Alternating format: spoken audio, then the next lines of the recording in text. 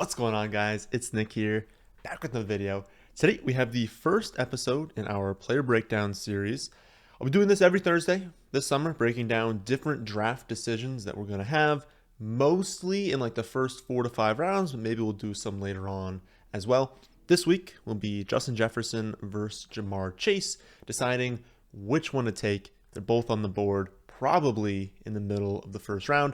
I'm thinking I'm going to do Kelsey versus Mark Andrews next week. But if you guys have any other suggestions, there's another big decision that you have, fire away.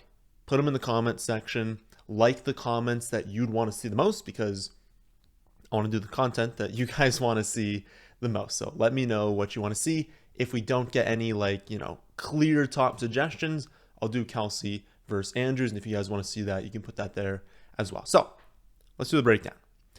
We're going to start off by comparing what they've done thus far in their respective careers. So Justin Jefferson will be entering his third season. Over his first 2 years, he's posted 88 receptions for 1,400 yards and 7 touchdowns as a rookie over 16 weeks.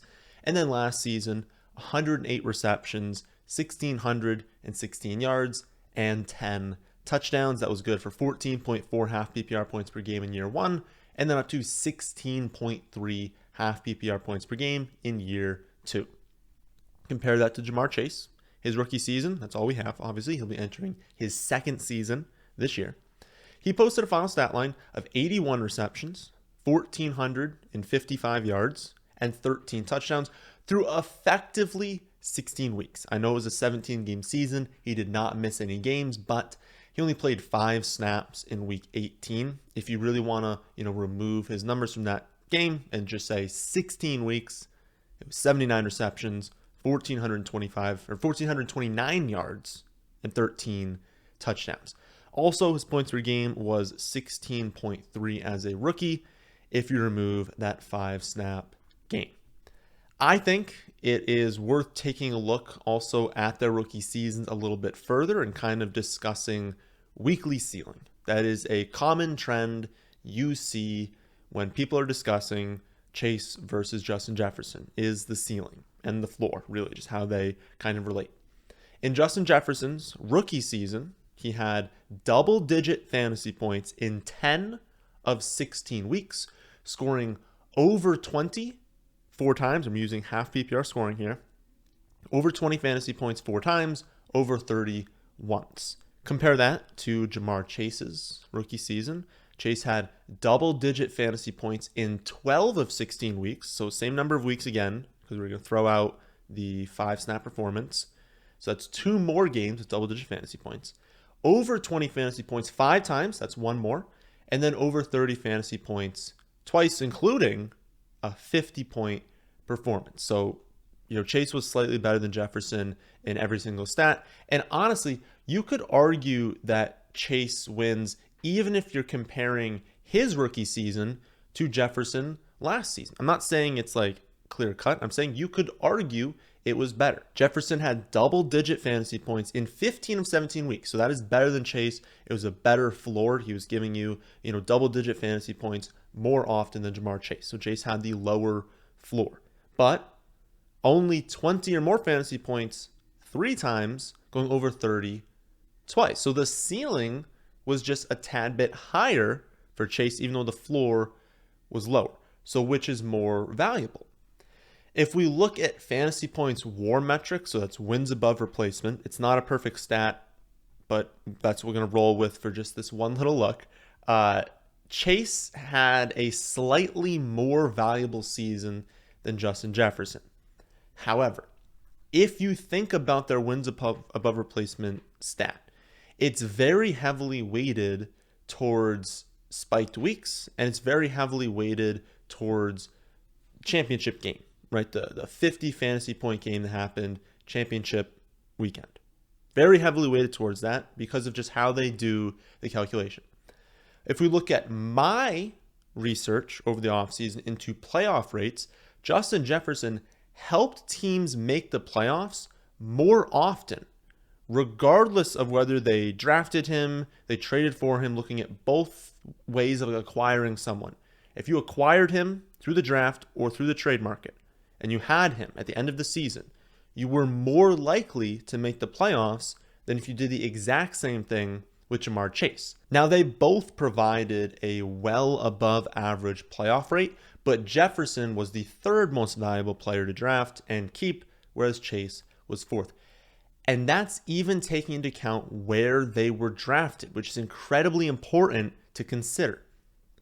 Justin Jefferson cost you a late second round pick last season, whereas Chase was available anywhere from like the 5th to the 6th round. It kind of depended on when you drafted. I think a little bit earlier on, he was pushing that like 6th round. Later on, he kind of moved into the 5th in pretty much every draft. But in general, Jefferson was a second round pick.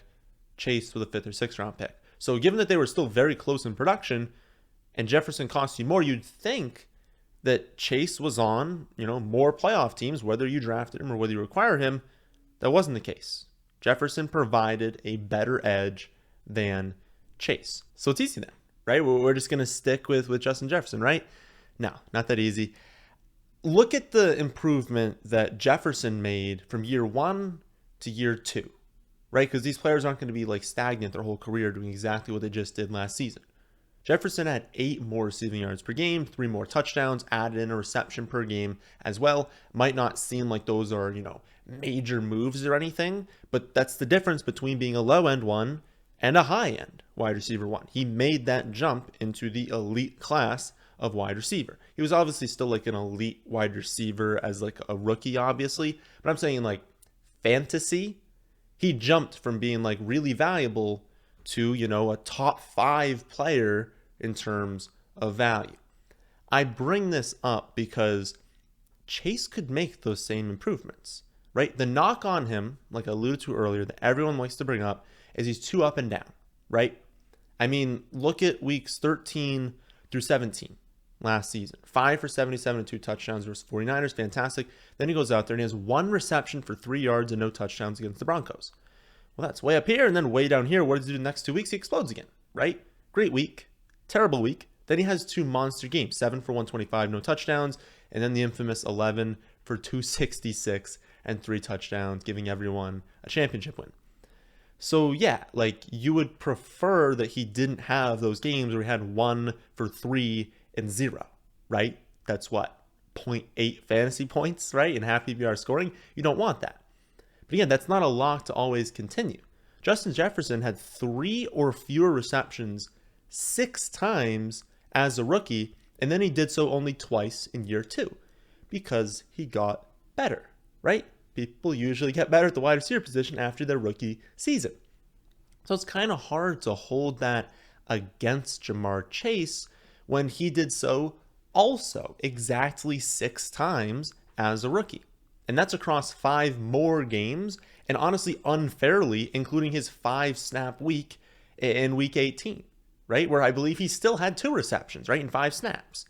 So it's really unfair to say, oh, Chase is too up and down when he was exactly as up and down as Jefferson, just with a higher ceiling, right? You cannot use that as an argument against Jamar Chase when we know he's going to improve. Chase was just as consistent as Justin Jefferson in their respective rookie years, only that Chase had the higher ceiling. And we saw Justin Jefferson take that step forward in year 2, so why can't Chase do the exact same? It's almost like people want to downgrade Chase because of the 200-yard games instead of liking him because he's one of the only players capable of 200-yard games. Like Justin Jefferson is a phenomenal wide receiver, and he's capable of 200 yards in a game, but his best ever is 182 because 200 is insane. Tyreek Hill, well, he's got 2 career 200-yard games, but it's taken him 104 games to get there, not 16, right? And his first one didn't come until year 3, not 2 as a rookie. In fact, only 38 wide receivers in the history of the NFL have had at least 200 receiving yards in 2 or more games in their career. How many of them have done so in their first 16 games? Only Jamar Chase, right? He's the only one. So instead of holding this against him, maybe we should consider how unique that skill set is to be capable of that sort of ceiling. And understand that the upside is something we may not have seen before, or at least in a very long time, probably since Calvin Johnson, if those floor weeks go away, right? And given that Chase was a 21-year-old rookie, I mean, there are rookies in this class that are currently older than Jamar Chase. He's incredibly young. He can improve. So honestly, to this point in the video, I think it's kind of a wash. Last season, Justin Jefferson was slightly more valuable, but if Chase gets rid of his floor weeks, which is a very common thing to happen for players going into their second season at the wide receiver position, then he has a ceiling very few players can match. But you consider that maybe Justin Jefferson gets better as well, and they kind of both go upwards, and they're both pretty even. I mean, very, very close. To help us make this decision, I want to kind of look at their environment, right? Chase has the better quarterback. Burrow was better than Cousins last year, and they're on opposite trends in their respective careers, right? Like Burrow, we can kind of expect to like continue improving as a player, while Cousins could very easily start to decline soon. And to be honest, he kind of already has been declining. He's seen his completion percentage, adjusted yards per attempt, quarterback rate, QBR, all those have dropped 3 straight years. Cousins isn't like a bad quarterback by any means, but just I think it's pretty easy to say Burrow's better at this moment. And as they trend, it's going to keep trending and the gap is going to be even larger. Burrow's just always going to be better from this point on than Kirk Cousins. In terms of competition, though, well, Jefferson wins, right? Because I think Higgins and Boyd, we can kind of agree, are better than Adam Thielen and KJ Osborne. However, it's then also worth noting Justin Jefferson already had 167 targets last season compared to 128 for Chase. So you can use that and say, oh, well, Jefferson has less competition, but he already had less competition last season, and he had 167 targets. Over the last 3 years, we've only seen 2 wide receivers get over 170 targets in a season, and it was Michael Thomas when he had his record-breaking year, and then Cooper Kupp last year in his historic season. Like, I'm not saying that Justin Jefferson can't get 180 targets or more, just that it's really difficult to do that, right? That's a lot, and even 167 is a lot. So saying that he has less competition, sure, that means he should be in that like 160, 170 range, but to expect him to go to like 200 targets, like the increase can only be so high when you're at 167, and then when you look at Chase, again, 128, that's a lot of room to grow. Right? If he really commands a significant target share, he can really expand on that number. And if he goes up, I mean, the fantasy production could really increase. So again, not saying that like, Chase is going to push 200 while Jefferson's going back to like 150 or something like that. That'd be crazy. But there's only so much improvement you can really make at 167. So who are we drafting? Right? Both obviously incredible picks. I don't really think to this point we have clearly defined one of these players as a slam dunk over the other. I think honestly both should be taken in the middle of the first round, even in picks like 4 through 6, like right in the heart of the first round. These guys are so good. They have such good ceilings. Just be happy you got one of them, right? Don't be upset you didn't get the one you wanted, because I think they are very close. What I'm going to do though is I'm going to look at my projections. Now I've been working on the projections, trying to get them perfect, but I've really, really gone in to Jefferson and Chase to try and make this decision. Here's what I've come up with. I have given Jefferson a slight increase in a number of different stats over his production from last season. I've given him a 27.5% target share and a 29% share of the team's passing touchdowns, giving him a final stat line of 111 receptions, 1,658 yards, and 9.7 receiving touchdowns, coming out to 282.8 half PPR points, or a slight improvement to 16.6 points per game. How does that compare with Jamar Chase? I have given him a tad lower of a target share, down to 25.5%, not lower than like what he had in the past. I'm talking lower than Jefferson. So Chase getting a smaller target share than Justin Jefferson, and a lower percent of his team's receiving touchdowns than Justin Jefferson at 26%. Yet even with those decreases, and factoring in regression from his 18 yards per reception last season, because 18 yards per reception. If we're going to expect a decent target share, that is probably coming down. So I've made him less efficient than last season, and his projection comes out to 107 receptions, 1,812 yards, and 9.6 touchdowns, and then like a few carries mixed in as well. That equates to 299.6 half PPR points, which is 17.6 half PPR points per game, or one more than Justin Jefferson.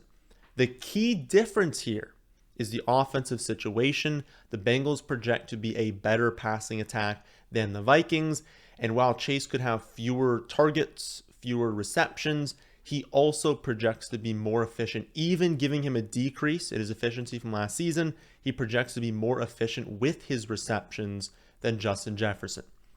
Given my current numbers, which of course are going to change over the offseason, given what they are right now, if I'm making this decision now, Justin Jefferson needs 185 targets to overtake Ja'Marr Chase. That is 6 fewer than Cooper Kupp had last season. So, if you think the Vikings go a little bit more pass heavy, which is possible, I've heard things suggesting that could happen.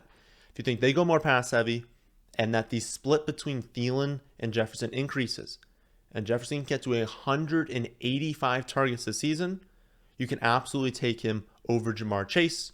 I personally don't think he hits that mark, and so I am going to rank Ja'Marr Chase over Justin Jefferson. So, that'll do it for this week's breakdown. Again, please let me know what breakdown you want to see next week and like the comments that you agree with in the comment section. I will be back tomorrow to talk about some rookie running backs, and the full rankings will be posted very soon to the website. I initially said it's going to be like early June for those. I'm thinking really soon I'm going to have that run of projections and rankings done, and you're going to see all the rankings uploaded to the site. So sign up for All In Access if you've not done so already, thefantasyfootballadvice.com. And my friends, is the end of this one. Hope you all enjoy. If you did, how about hitting that like button? And how about subscribing to the channel if you're new here? Thanks for watching.